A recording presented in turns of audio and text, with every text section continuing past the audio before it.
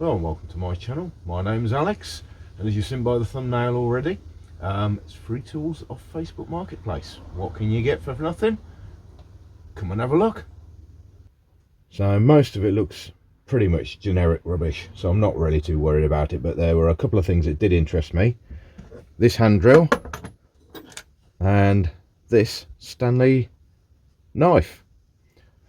So the Stanley's a Stanley 199 trimming knife. They still make these. I don't think this is really massively old, probably around about maybe 80s onwards I would have said, but either way it's a Stanley and it's a good knife, so that is a definite keeper.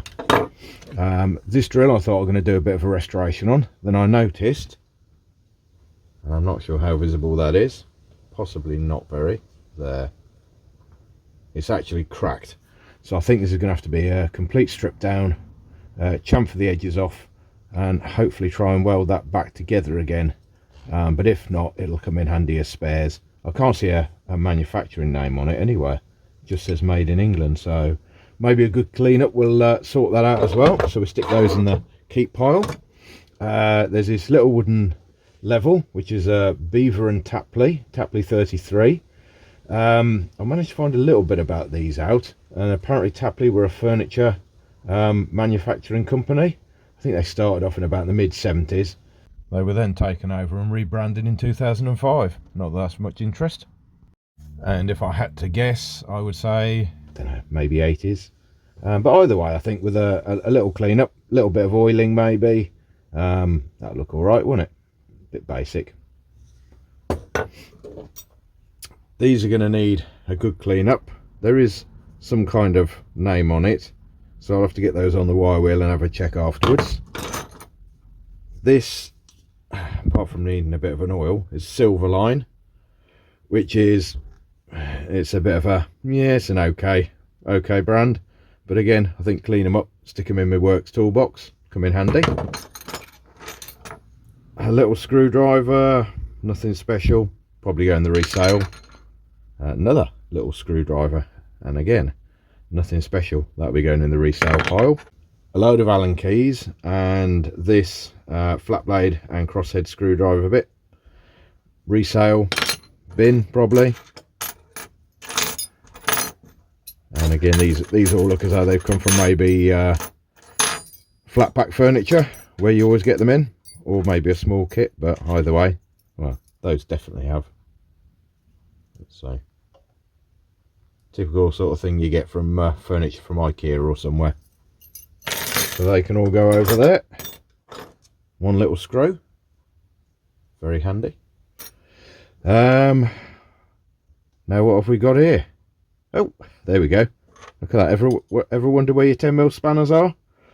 They're here. We've got a Draper one, which again, average company. Okay.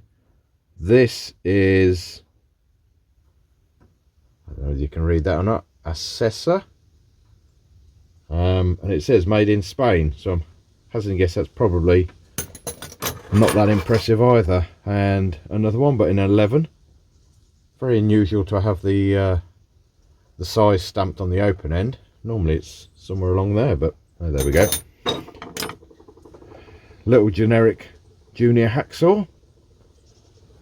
Again, probably not a keeper. Tyre gauge. Oh, it's metal actually.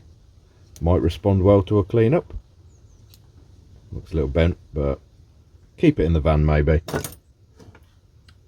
Oh, and what have we got here? That, I don't know whether you can see, it's another Stanley. Quite like that. It's got quite a nice feel to it. And is it a Stanley in America? So that's actually, no, you can't see, but it's a made in England Stanley. So that'll definitely be a keeper.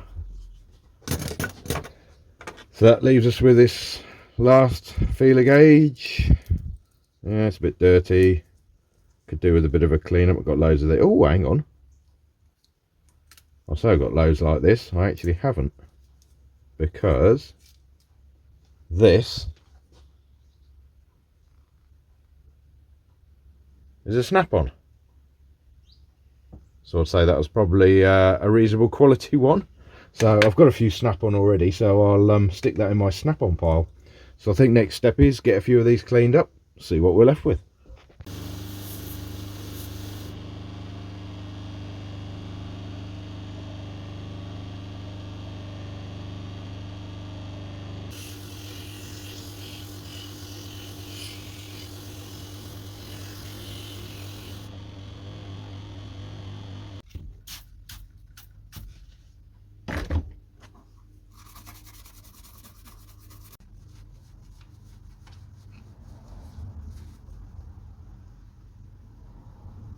Couple of coats of boiled linseed oil should smarten this up a little bit.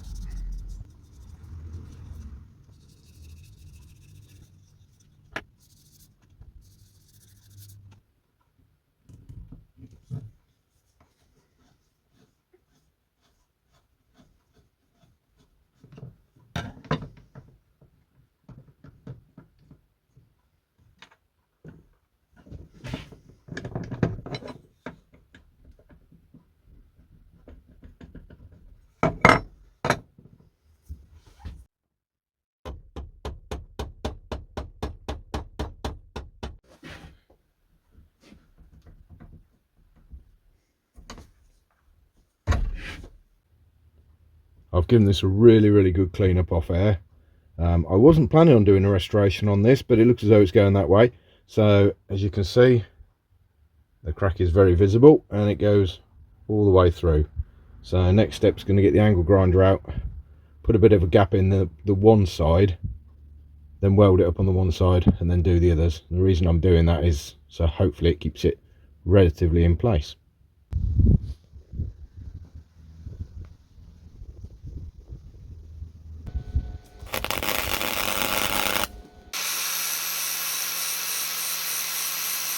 The repair's done and I decided just to go for a bit of a worn feel, so more of a refurbishment as opposed to a restoration. If you want to see one of my restoration videos doing a hand drill, there is one out there somewhere. So yeah, I'm quite pleased with it. So all I did was give it a good going over with the G96 blue, and then after that I just coated it in boiled linseed oil, and same with the actual hand cog.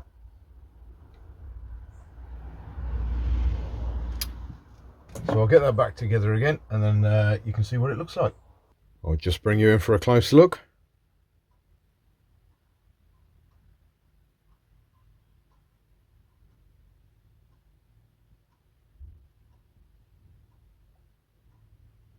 I think I've done pretty well out of this little haul, especially as the price was nothing. So I'm particularly pleased with all of these that I've just shown you. The rest of them, they'll go in the scrap pile or for resale pile or into my works toolbox.